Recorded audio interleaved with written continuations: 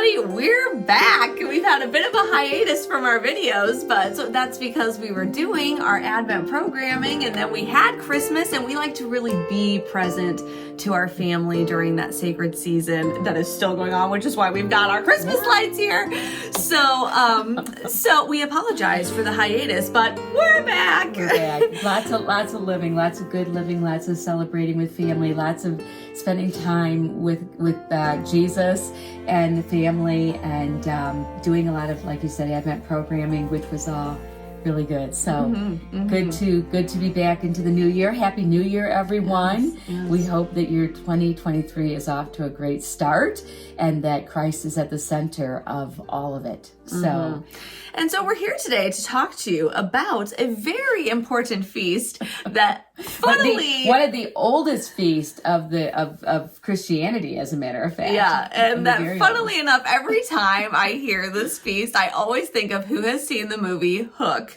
If you haven't, you've got some homework because it is hilarious and wonderful, oldie but a goodie. Anyway. Great costuming too, and the sets are just amazing. It's fantastic. But anyway, in the movie, there's the quote, the guy goes, "I just had an apostrophe."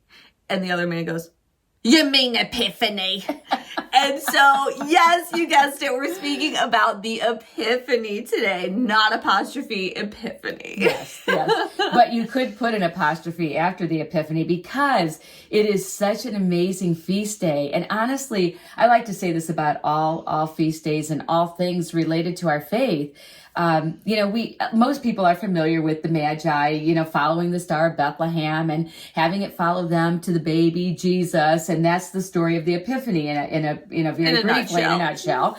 And but there's so much more to it. And honestly, like a lot of things, if you just take the time to really unpack and do a little research and do a little digging, and it's never been easier than it is today to get online and Google different things about the Epiphany and the history of the Epiphany and all of the representation. It is just absolutely amazing. All of the messages that are so helpful to our Christian walk just by studying the Feast of the Epiphany. Or the apostrophe. The apostrophe. Yeah, and one of the first being that these, they say like astronomers, astrologers, whatever they were in the time, they studied the sky. And they didn't do this because they were simply studying the solar system and stars and everything else. They did it to find spiritual significance, to see what God was saying. And so all of a sudden they see a change, they see this star, and not only did they see it, but they responded. And, so how many times in our own lives do we know that God is saying something to us? He's revealing something to us. But do we respond? You're like, okay, God, I see what you did there, but I don't want to. Well, just that point alone. They saw the star, they responded. And mind you, these Magi were not Jewish people. They were other religions. That was one of the main points of the whole Epiphany, is that Jesus came for all people and all religions as the Messiah. And when these Magi, looked to the sky and saw that star, there was some kind of divine intervention that went on there, something very supernatural, because I'm sure lots of people looked up into the sky and saw that star, but how many of them actually knew that it was something special, that it was going to lead them to, Jesus had been prophesied 700 years before he was actually born. So people knew that the priests and the scribes and the Pharisees, all people knew that he was coming. They knew that it was going to happen. These Magi looked to the sky, saw that star, and had some kind of divine intervention, and then they paid attention to it. They didn't just say, "Oh, well, that felt really cool. I mean, maybe we should do something." No, they did do something. They got on their camels and you know what? Back in the day, it was not easy to travel. No. That travel from where they were to where they were going was long and tedious and dusty and difficult. And back in the day, there were all kinds of outlaws who were ready to just attack you.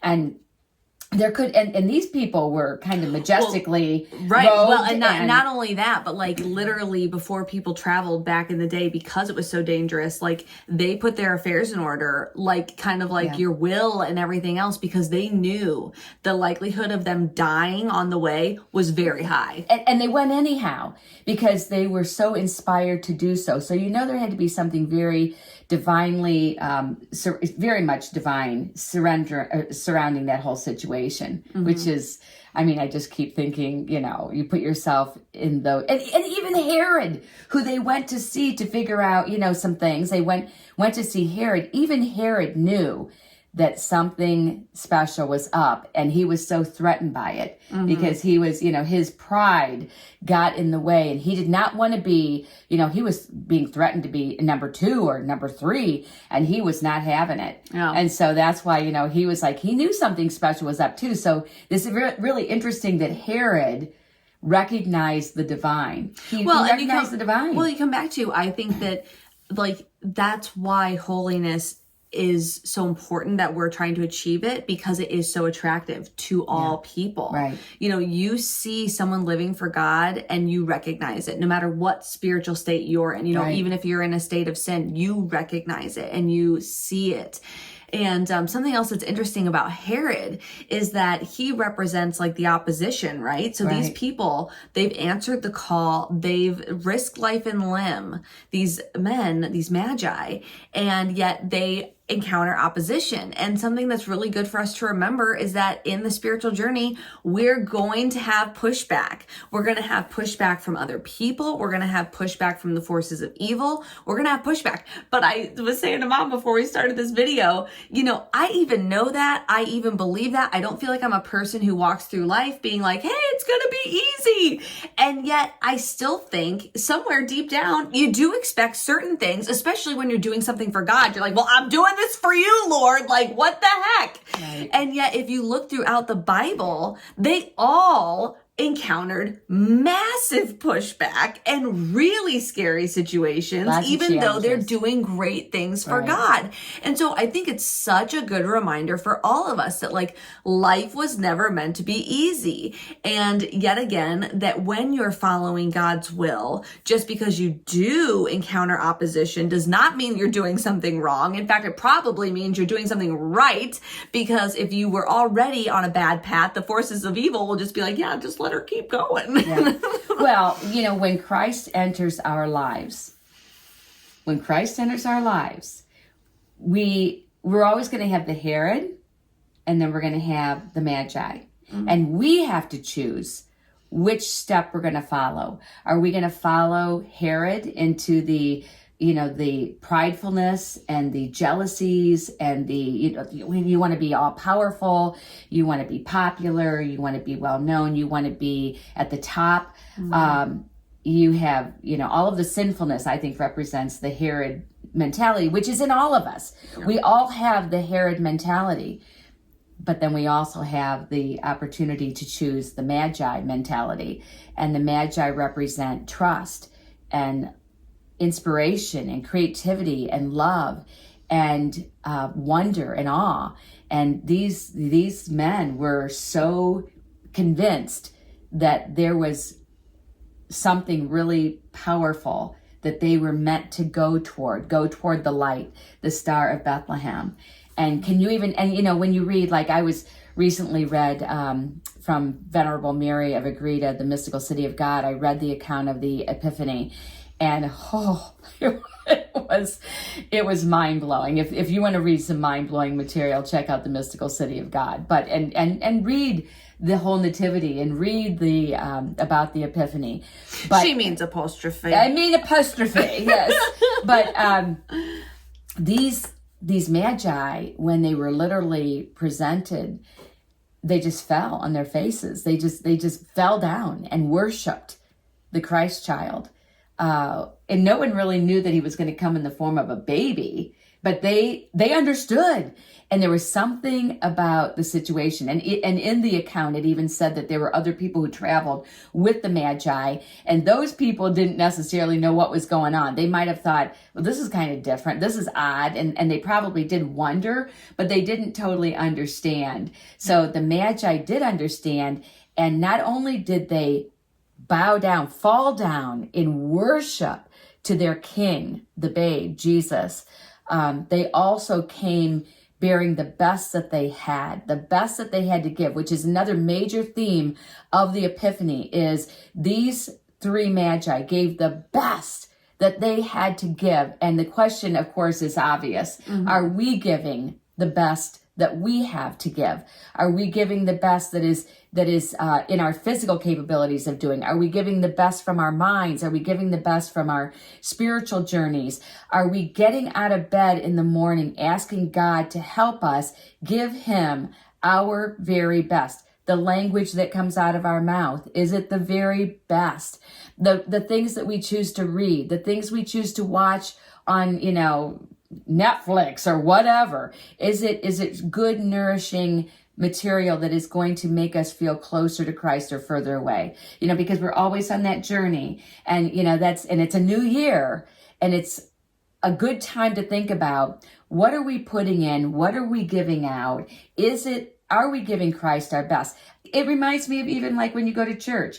Are you just throwing on your jeans that are laid in the corner of the pile? Are you giving him your very best and putting on clean clothes and then the best that you own, so that you can go pay homage to your King and your Christ child, your Messiah? Do you comb your hair, or do you just like, it doesn't matter. It's okay. I'm here. No, and I understand this isn't a fashion show. I'm not trying to say that. Please don't misunderstand me. But I am saying that, it would do us good to think about what we're doing, why we're doing it, and who we're going to worship. And if you had an appointment, if somebody said, hey, Jesus is coming to your house at 2:00 today, when the doorbell rings, just be expecting him, would you clean up? Would you clean yourself up? Would you clean your house up? I would. I hope that I would give Jesus my absolute best, and I'd be scourging around trying to find something really amazing to offer him as a snack, a drink of something. I would want to offer him my very best. Mm-hmm. So, that's one of the major things of the Epiphany. So, the thing of it is, the prayer that we might all offer is, teach us, Lord, to kneel before you and offer you our very best. And guess what? Our very best to offer is our will. There's nothing better to offer God than our will. Let our will be yours, Lord. What do you will for my life? That's what I want to will for my life to you. So dig into the Epiphany, the apostrophe, and do some research and really enjoy experiencing the wonder and awe of what these three Magi actually brought to the table for all of us by their example. Great story, true story, wonderful manifestation. That's what Epiphany means. It means manifestation. So, it's to show the whole world, the gift of the Messiah. That's Absolutely. Awesome. And if you feel inspired by today's video and you want to support the mission of Luminous Ministries, please visit our website at www.luminousministries.com/donate.